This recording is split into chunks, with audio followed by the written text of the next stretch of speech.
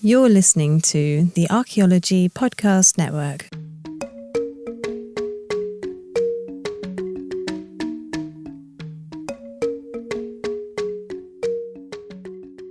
Welcome to episode 60 of a Life in Ruins podcast, where we investigate the careers of those living a life in ruins. I'm your host, Carlton Gover, and I'm joined by my co-host, Connor Johnen and David Howe.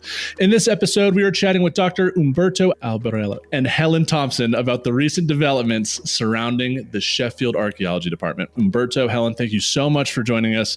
How are each of you doing this evening? I'm doing really well, thanks. Thanks for having us on the show. We really appreciate it. Yeah, thank you. Yeah, it's fine. And it's great to be here and talking to you. So thanks very much.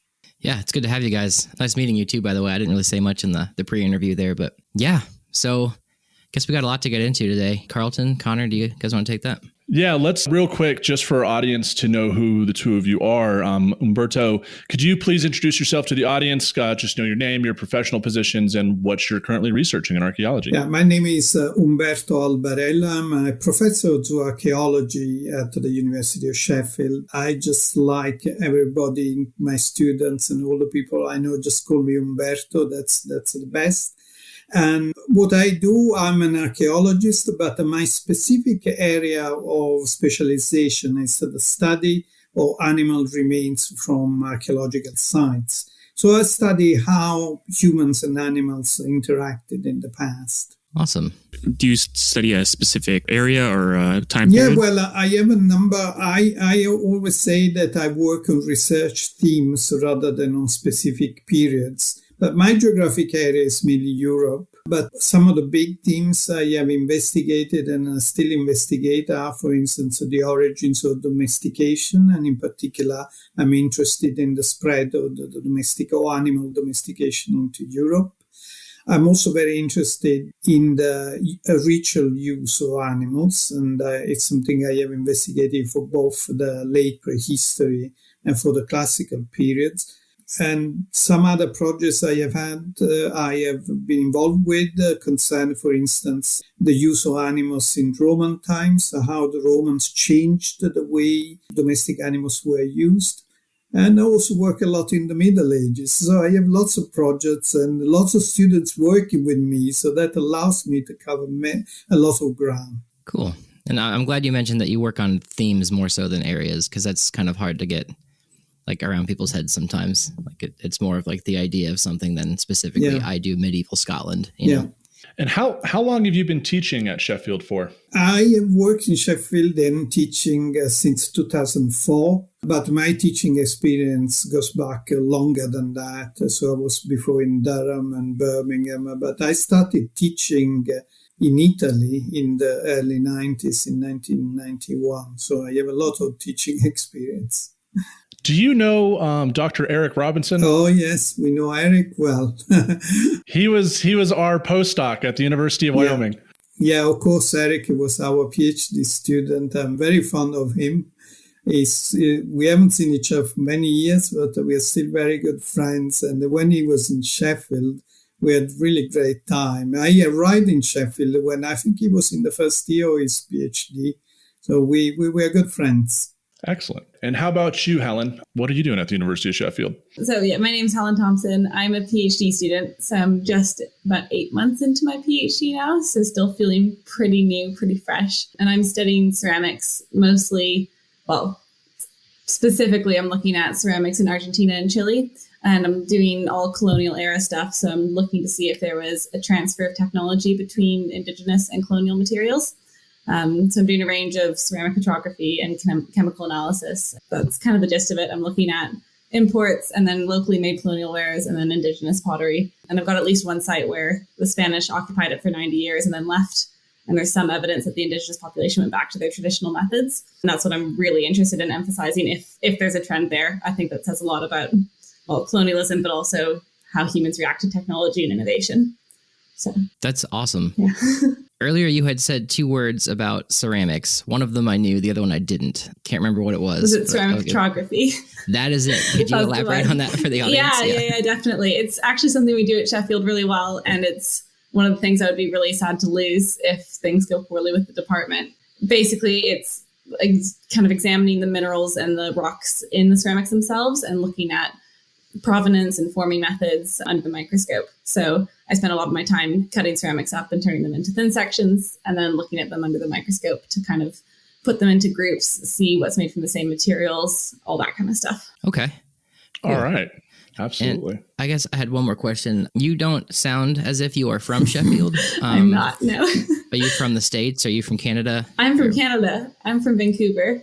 Yeah. Okay. West Coast. And I guess I bring that up because I do want the audience to know, like, it is pretty common for students here to go overseas to do their PhDs as well. Yeah. That is an option. Yeah. I went there because the programs were better than what I could do in Canada, and the department at Sheffield was better than what I thought I could do in Canada.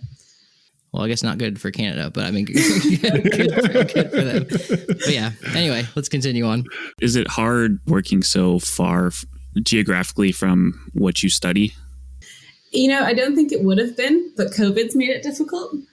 I should be going to do fieldwork hopefully next year. We'll see how that goes based on travel restrictions.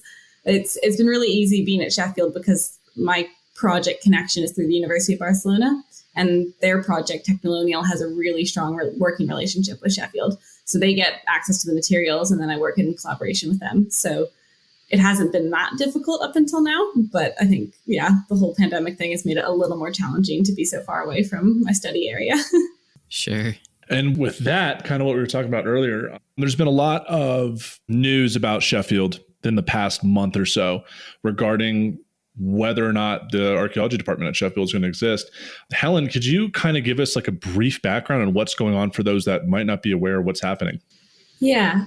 About 2 weeks ago now, it wasn't even that long ago, the executive board sent out an email to the staff and students saying that they were putting it to a vote, essentially, if they were going to either invest in the department, close the department completely, or move 2 of our master's programs into other departments and close the rest of the department.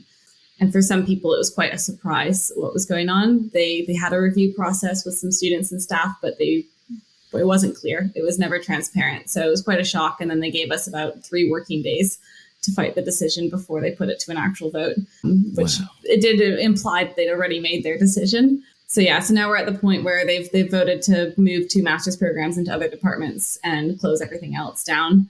And that has to get ratified by the Senate on June 23rd. And then there's a council vote as well in July. So we're still in the fighting it stages because it's not official yet, but it's in the works.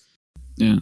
Umberto, what was your gut reaction on kind of did you receive an email or something like that ultimately told you what was going to happen? No, there was a meeting that was organized by the pro-vice chancellor, who is basically the number 2 person in the university administration. And she's decided also to meet only a selected number of staff and then some students afterwards.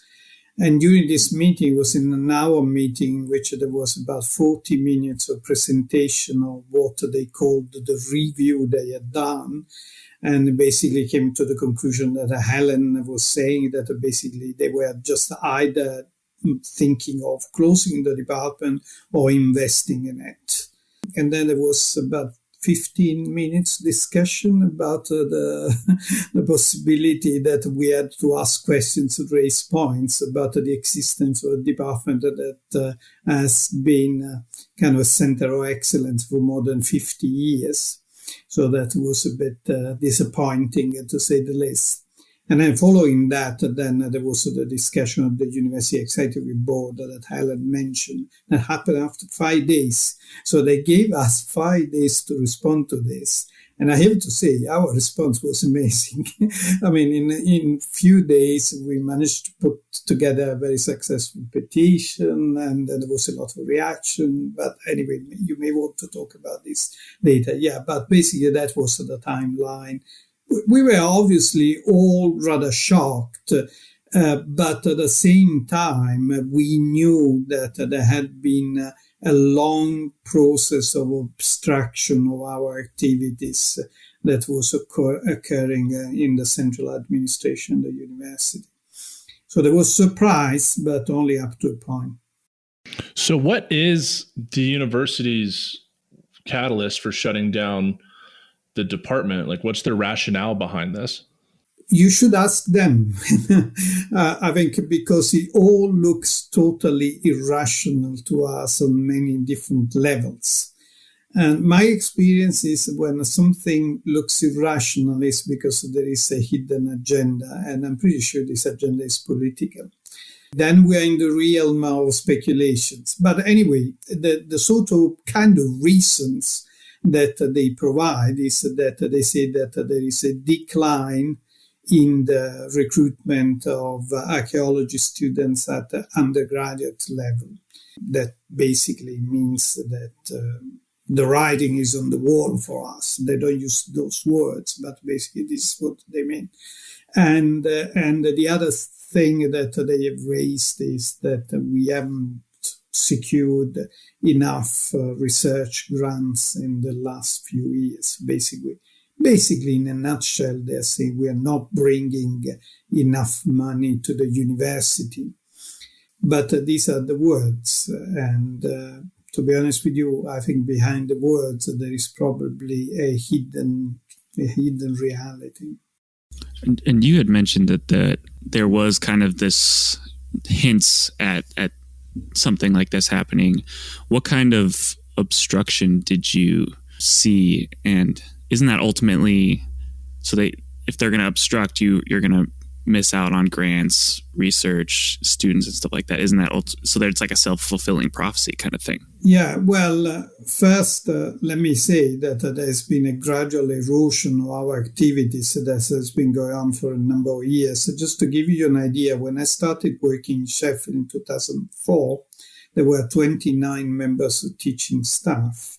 At the moment, there are 11.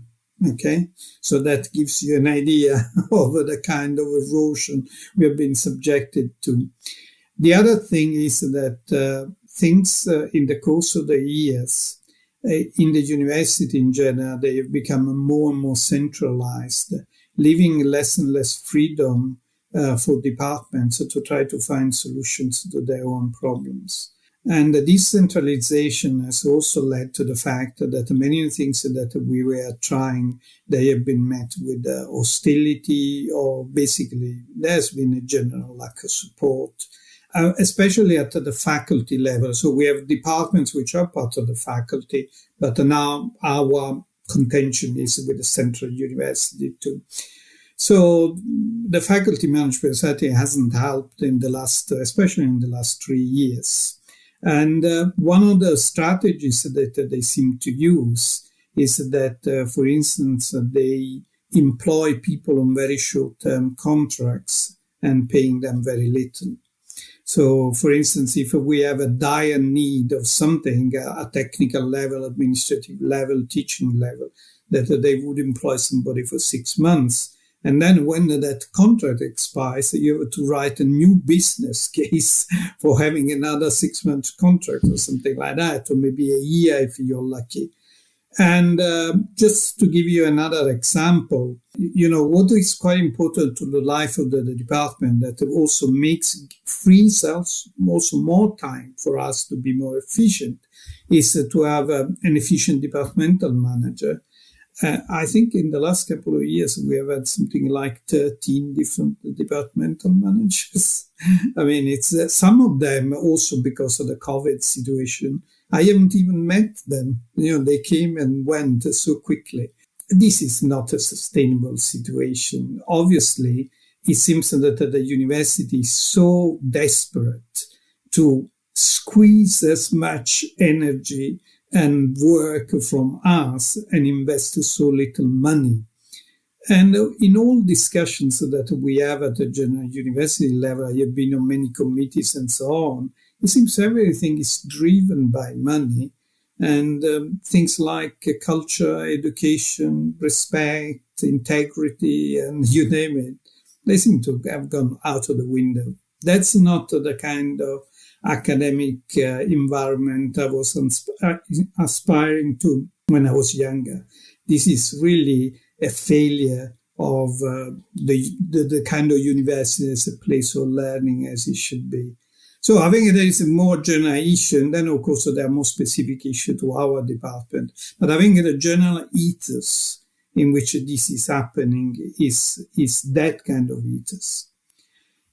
Control, power, money, this seems to be driving everything. Yeah, unfortunately, that seems to be the case with a lot of the world. It might have been mentioned, but do you guys know how old the Sheffield department is? Like, has it been there for a few hundred years, or is it just recently? I don't remember the exact date of when it started, but I remember that a few years ago, maybe 5 or 6 years ago, we celebrated our 50th year anniversary. So I think it should be between 50 and 60 years old. But one thing is, regardless of its age, I think one thing that is important to consider is that, especially in its onset, the department is immediately recognized as some kind of innovative department, both in terms of archaeological theory and with some very strong areas of expertise, like, for instance, the study of past environments or economists and bioarchaeology. These are areas in which the department has been and still is really world-leading. Yeah, and I think in the next segment, I think we're going to start off by talking about that and kind of highlighting some of these areas. So this is episode 60 of a Life in Ruins podcast. We have Dr. Umberto Albarella? No. Close. Albarella and Helen Thompson. So we'll catch you in the second segment. Welcome back to episode 60 of a Life in Ruins podcast. This is segment 2, and we're talking about the University of Sheffield department potential closure with a professor and a student that work at the university. We kind of teased in the last segment that we were going to talk about the kind of the accomplishments and the notoriety, or the good notoriety of Sheffield. And Helen, you had mentioned that you did your master's degree there. What ultimately kind of drove you to the University of Sheffield? Yeah, so I discovered my interest for archaeology maybe third year of my undergrad. I didn't really know it was actually something I could pursue as a career. I went on one dig, loved it, went to one conference, and I was talking to different people about master's degrees and stuff. And I was really interested in doing materials and experimental archaeology and anything hands-on and practical. And I was at the SAAs in 2017, and I was actually going back and forth between the University of Exeter's booth and the University of Sheffield's booth and talking to different people and asking questions. And throughout the whole weekend, every academic I met and everyone I spoke to, if they asked me what I was doing next, everyone said, you have to go to Sheffield. Like, Sheffield's the place to be. Like, the reputation kind of spoke for itself, really. So that was initially the reason that I chose to go. I also, one of the academics I met there, Dr. Peter Day, is now my Ph.D. supervisor. So that kind of all, like, the connections, the community of it, and the reputation all really stood out to me. And it was also one of the only places I could go to do experimental archaeology and actually do hands-on work with materials in the UK. So that was my main reason for doing my master's. And then during the master's, everything about the department was just like, I only applied to one PhD, which felt a bit like a risk funding-wise and options-wise, but I only wanted to go to Sheffield because the department was such a great experience for me. Awesome. Yeah, and I think we mentioned in the interim that Dr. Eric Robinson also, we mentioned in the last segment that he went there, who's been on the podcast. I feel like we've had a couple others, and this is a big university. This is not a small closure that we're really talking about. Not like some liberal arts school in the middle of Kansas that no one's heard of. So in general, Umberto, Sheffield's known, as you mentioned, for kind of environmental archaeology, experimental archaeology, and I assume zooarchaeology because you were there. Yeah, well, maybe I should tell you very briefly my experience of going to Sheffield, because I started working in Sheffield in 2004. And to be honest with you, it was very strange for me to start in Sheffield. I'll tell you why. I always felt that Sheffield was someone else's place. Why? Because I had started getting involved in archaeology in the 80s. And from the 80s to the time when I studied in Sheffield 2004, it seems wherever I went, I ended up collaborating and working with people who had studied in Sheffield, who had worked in Sheffield. It looked like Sheffield was everybody's place apart from me. And then when the job opportunity came to Sheffield, it felt really, really strange. There was a very strong perception I even had as a young student in Italy in the 80s that actually Sheffield was a really active and dynamic place in the world of archaeology. But I have to be careful about what I say, because I know that at the university, central administration is now trying to put it in this way that, we have a great history, but we don't have much of a present. But I think this is completely untrue. And trying to answer your question about our areas of strength, I still think that, for instance, the whole bioarchaeology area is very, very strong in Sheffield, both for the study, not only to archaeology. I mean, I will say a word about archaeology in a second, but let me tell you first that also human bone studies have a massive, massive tradition and a very active research group currently in Sheffield, and very successful master program and many PhD students.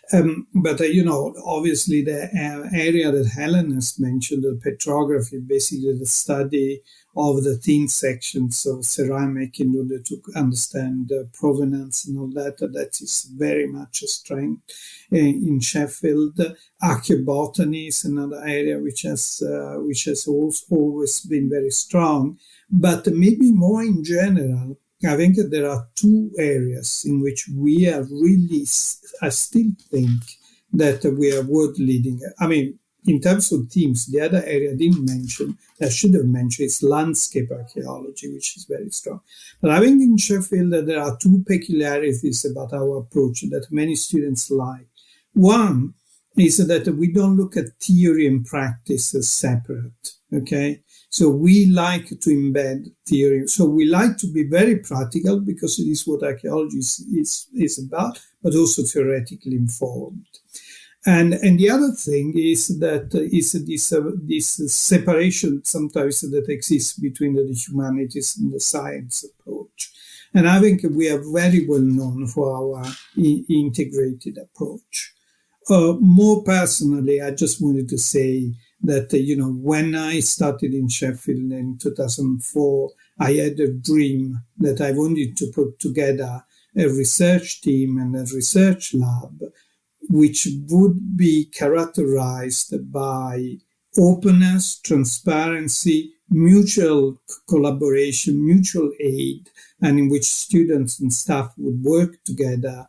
And I think my dream came true. In the course of the years, I managed to create that kind of team. And it's a matter for me personally of immense sadness that the work done in these years is going to be destroyed. And my sadness is especially for those young people, the young researchers, people like you guys, who really believed in that project, and they still believe in that project, and that they are absolutely outraged by the current situation. That leads to my next question, which would be for you, Helen. You said this was the only place you applied, and you went there for your, PhD, and now it's getting closed. Like, what is the opinion of, obviously it's devastating outwardly looking at it for you and your colleagues, especially following what Umberto just said? Yeah, I mean, it's heartbreaking in lots of ways. It's not the PhD I signed up for in lots of ways. I want the community, I want the department, I want the feel of everything. And even if legally they have to keep it open for a certain number of years, whatever they have to do with the closure legally, undoubtedly it'll change almost right away. There'll be no PhD students coming in behind me. So by the time I'm finishing up, by the time I'm writing up my PhD and kind of the worst part of it, there'll be no cohort around me. There'll just be the 4 or 5 of us who started now. And I mean, PhDs can be isolating at the best of times. So then you're losing all the support as well and all the cohort and everything else. So yeah, I feel quite a bit almost like I've been broken up with by the university, It's right. Yeah, it's pretty tough to take, I think. When you go to grad school, you start with a few people in your graduating class, I would call it, and that's your cohort, which is what we were just talking about. And in a sense, they're like your battle buddies, because you're in the trenches with them, literally going through all these really hard classes and working together and hanging out with each other outside of school. And that's a big part of grad school. That's your network later on that helps you get jobs and find and do research projects later on. And like to lose that is obviously a detriment. So I'm sorry to hear that, Helen, that, that's not fun. And what has the reaction been in the UK to the closing of Sheffield's Archaeology Department? Have you guys seen support from other archaeology departments across the country? Yeah, absolutely. I must say, as a colleague of mine from Cardiff said to me in an email, he said, I have never seen anything like that in my life. I mean, the kind of reaction and disbelief and support and solidarity we have received has been amazing. But it hasn't been just the UK, it has been from all over the world. And what has been interesting for me is that this reaction has come from really literally all over the world, from Japan to China to Australia, Canada, America, Brazil, Argentina, you name it, from everywhere. Nobody could believe that. Then it has happened nationally. But also what is interesting is also the city and the local communities have responded to this, because we work a lot with local people too, because we like to be embedded in the community in which we are. So I think the fact that the response has happened at so many different scales, it has been really good to see. And just to give you an idea, the University Executive Board received about 2,000 letters or complaints from organizations, individuals, museums, institutions, you name it. It's just unbelievable. And remember, this has happened in a very short time. Yeah, I know the Archaeology Podcast Network, which is the network that hosts our podcast, sent in a letter itself, upset with the closing. And we talked earlier that you guys only had like 6 days to respond to their decision. And in that time, you guys were able to garner 34,000 signatures on a petition to save the department, which is like, I think there's only like 12,000 something professional archaeologists in the States, if I'm not mistaken, or at least that show up to the Society of American Archaeologists, Society for American Archaeology. So that's a lot of people within less than a week to show support for your department. Yeah, it was unbelievable, I have to say. Obviously, it's very clear that many people from outside archaeology signed the petition. There aren't just enough archaeologists in the world. I mean, now we are on well over 40,000. Because I think also people from other disciplines, or just people who have a general sensitivity for the problem, felt, this doesn't sound right, and they wanted to have their name on the petition. Yes, it has been unbelievable. But I have to say, some of the people I really have to acknowledge is the students. Because when this happened, it's very sad for the students. They're not losing their jobs, we are. But they have been so incredibly behind us and supportive of the department, and so articulate, so just passionate. Wow. I think that has been for me amazing, absolutely amazing to see. And they have put to shame the university central administration with their morality and integrity and willingness to do something good. Yeah, unbelievable to see. So what did you guys ultimately get done in those 6 days? What were you able to produce besides the 34,000 signatures and the 2,000 letters? And those are the two main things we focused on in those initial 6 days. We also organized a rally, which we hosted on the day that the vote was happening, and had a bunch of, it was great. We had an undergrad student give a speech. We had a master's student, a PhD student, a technical member of staff. Umberto gave a speech. We had a huge range of people participating. We had people there from other departments supporting us in the rally, which was really great. So we got that organized in those 6 days, and we really put a lot of emphasis on sending in those letters of support. So I think every single student emailed just about every single connection they ever had within archaeology, and every staff member did the same as well.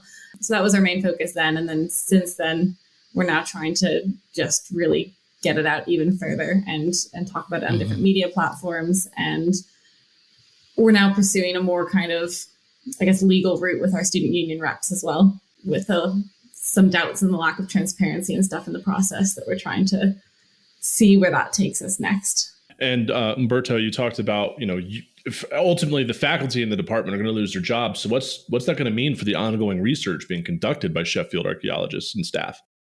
Well, it's a good question. And I think I can only say to you that I don't know, because I think we'll have to see how things are going to develop. But certainly a lot of research is under threat at the moment, because obviously if we lose our jobs, many of us will try to remain in the field. But clearly we will become for a while much more preoccupied with securing another position rather than carry on with other research. But I think our research in one way or in another, I think will continue. But I just feel that this is such a loss for the university, it's such a loss for the city, and such a loss for the country, and such a loss for the international community. So I just feel that this is a decision that is really harmful for my university. And my university was born to serve its community.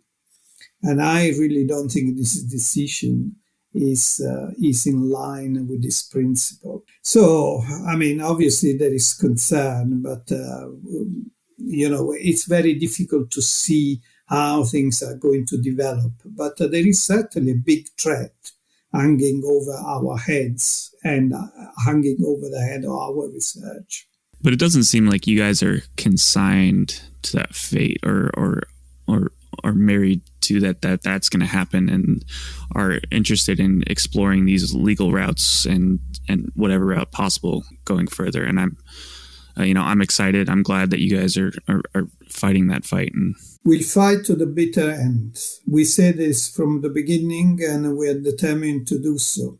And we'll do it regardless of the final decision, because you have to fight because you have a sense of justice.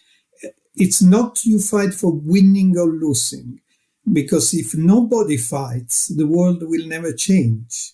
Look at all the big conquests of humanity in the past.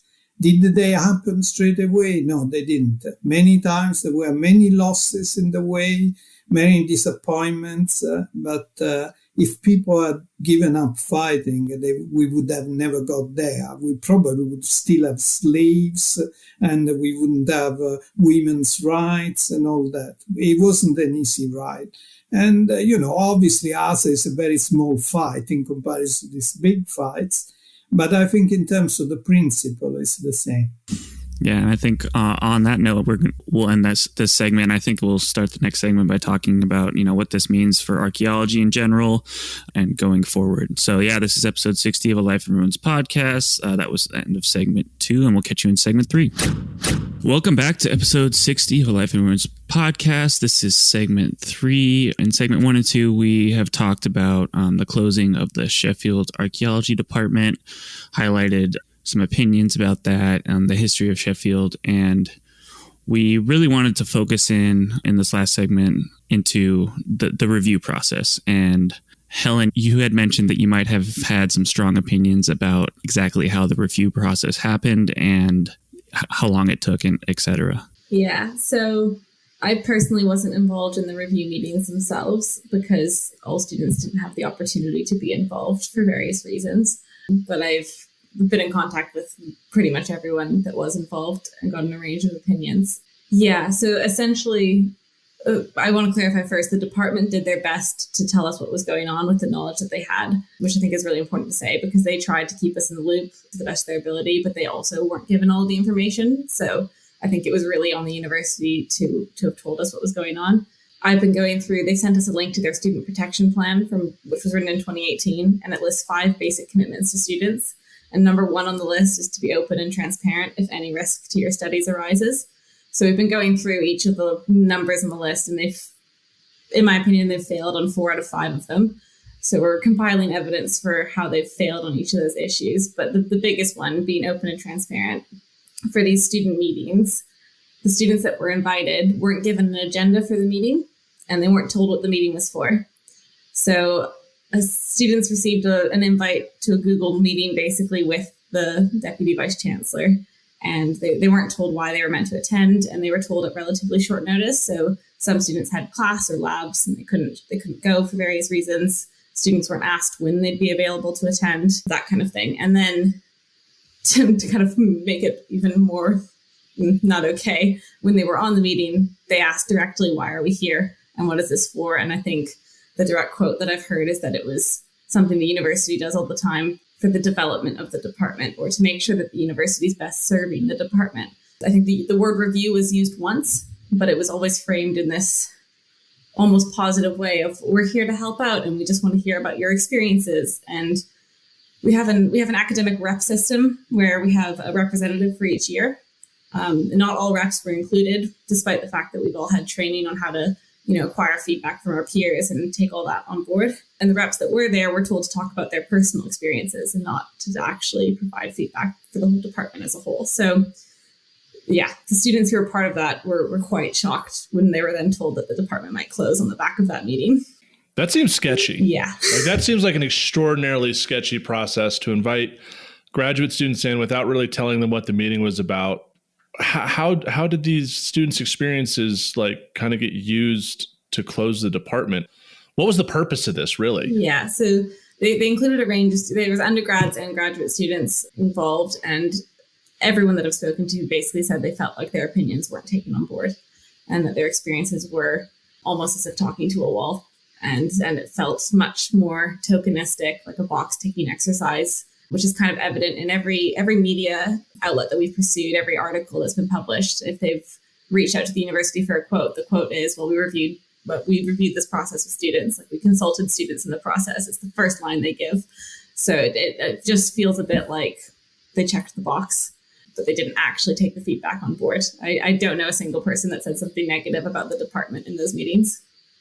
And it was exactly the same experience for staff, if you don't mind me stepping in. There was never a sense that we were engaging in a conversation.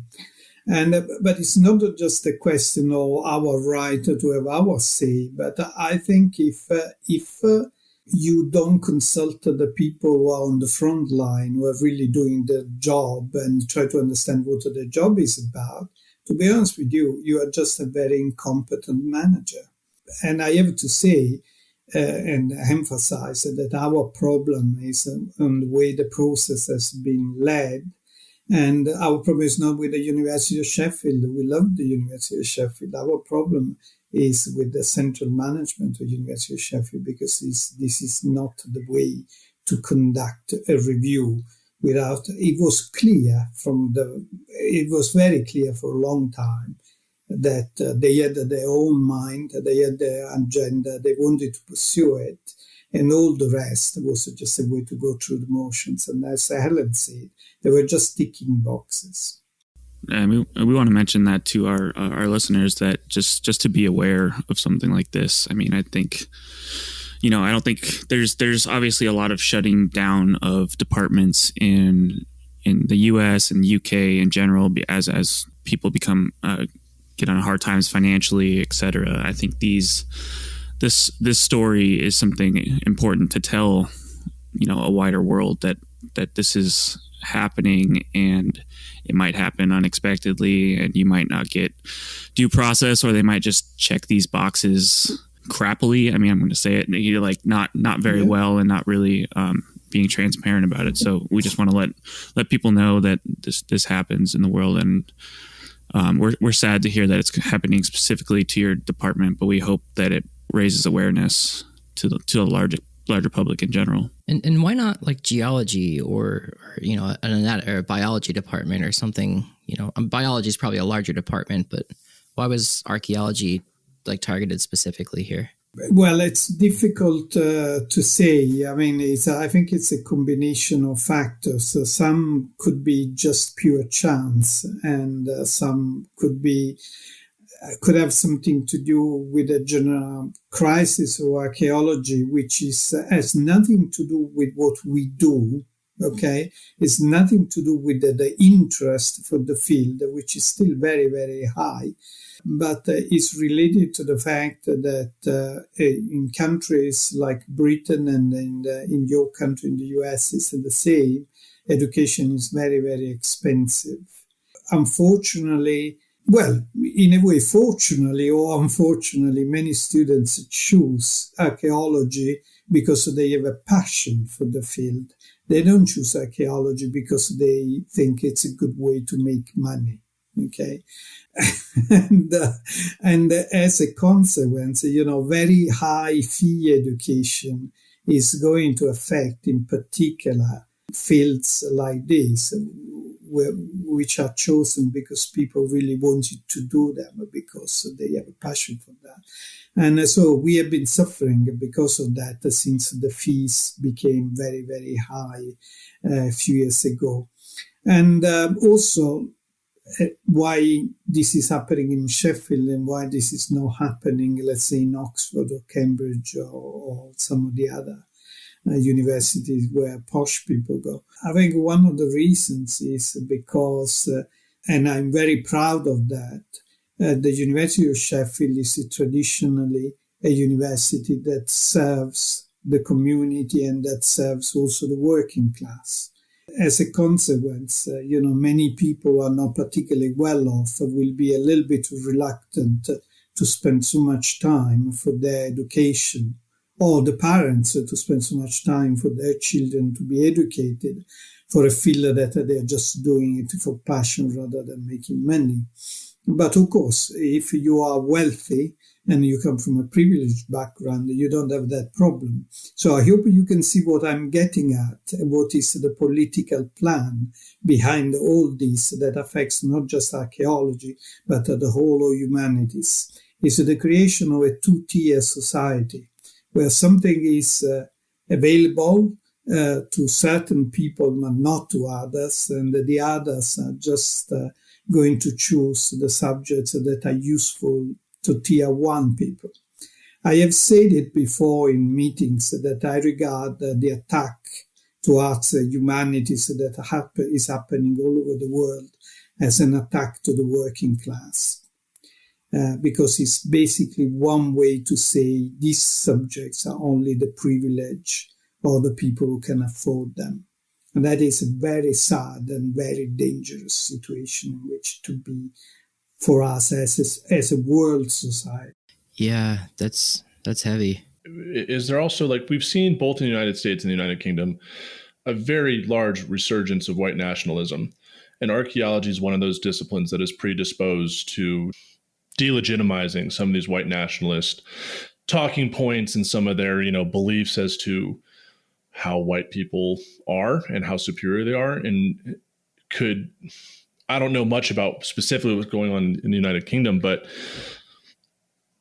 is it also possible that the Sheffield Archaeology Department is part of even this, as you call it, this attack on the working class, is also kind of being pulled by some individuals who are trying to kind of get rid of archaeology and from a white nationalist perspective? I think there is some truth in what you say, but I think it's a bit more general and a bit more complicated than that. I think archaeology is one of those fields that make us reflect on who we are as humans. Okay. I perceive archaeology as one of the most powerful disciplines in understanding humanity. Okay.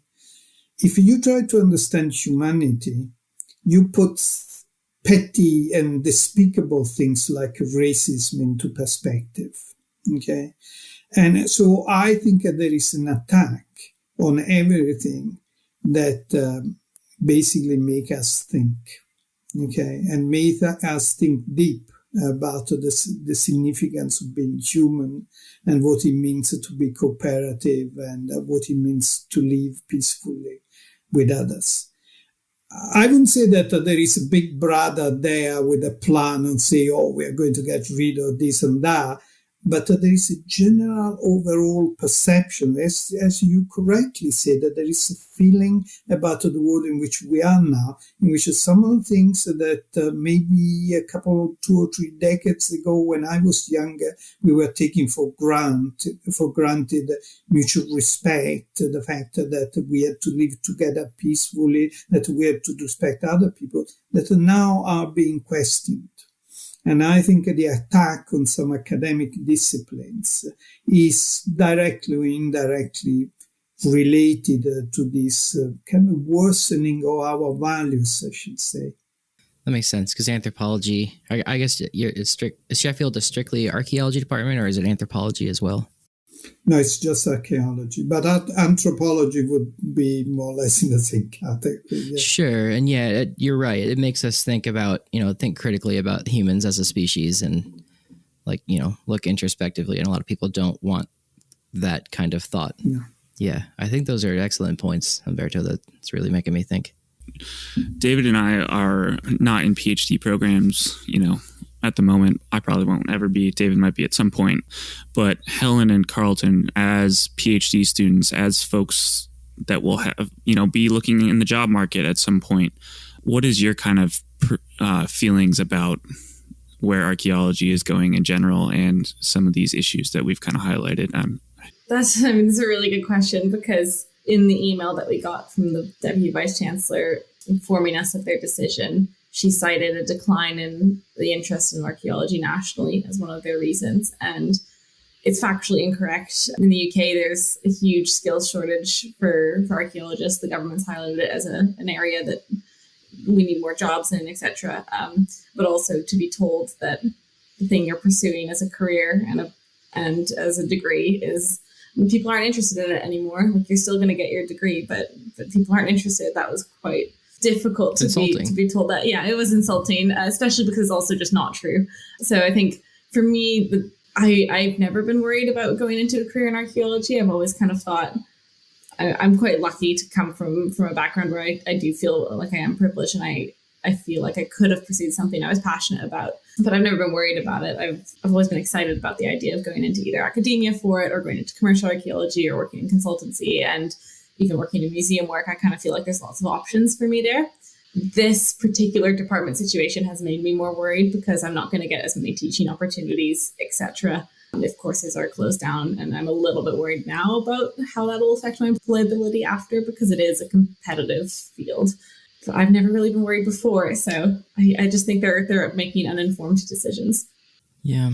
Guys, don't give up on archaeology. It's a fantastic field. Yeah. We need the people working in archaeology. If you give up, they win. I mean, it's many of us got to positions in academia through lots and lots of problems. Life is not easy, but archaeology is much bigger than these gray and rather narrow-minded people who actually dictate how things operate in the world. Is there an open source petition that we could have our listeners sign or anything like that, or where we could steer them? Yeah, there's a Save Sheffield Archaeology Google site that has all the information on it. So if you just search Save Sheffield Archaeology, it's one of the first things that comes up, and the change.org petition. So that'll just come up on a Google search, but it is also in the Save Archaeology website. And that also has information on how to write letters to the executive board. If anyone wants to write any more letters of support, we're still sending them in. Okay. And you'll be able to find that stuff in our show notes and show descriptions. So we'll have all that linked. So for our listeners who are interested, pull up your phones, laptops, and start clicking some hyperlinks. And anybody who has a solid platform that's listening to, maybe consider doing something about that as well. I'm going to do something with my page for sure. This is it's unfortunate stuff. And it's, the harsh reality of, I think you guys hammered it pretty well. We joined this field because we're passionate about it, not because we're going to make money at it. And that's rare, I think, especially in the States here.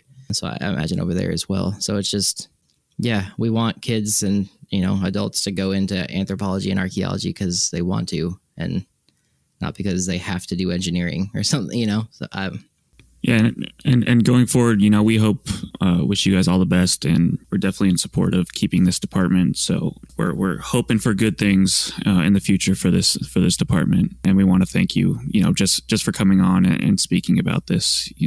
I think since we're winding down at this moment, if you guys don't mind giving some contact information where folks can talk to you about this, that would be great.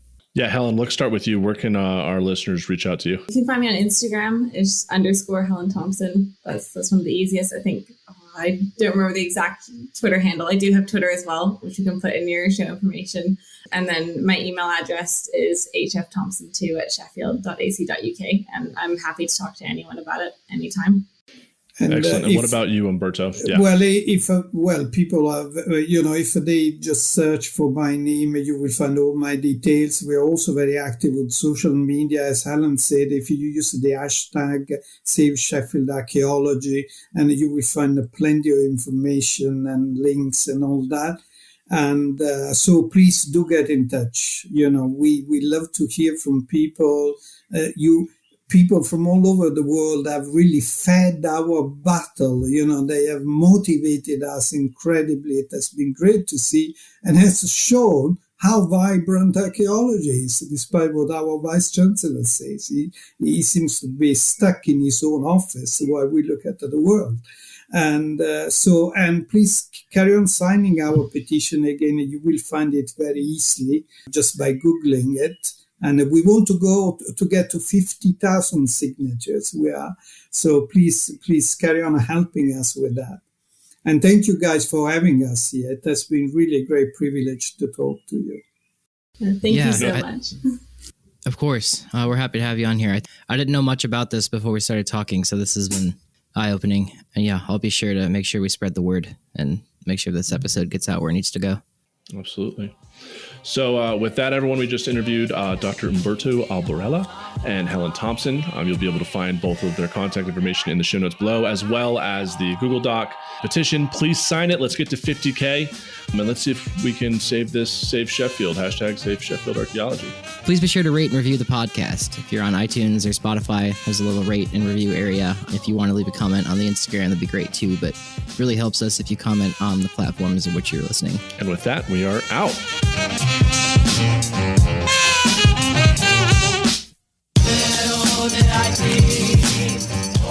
Thanks for listening to A Life in Ruins podcast. You can follow us on Instagram and Facebook at A Life in Ruins Podcast, and you can also email us at alifeinruinspodcast@gmail.com. And remember, make sure to bring your archaeologists in from the cold and feed them beer.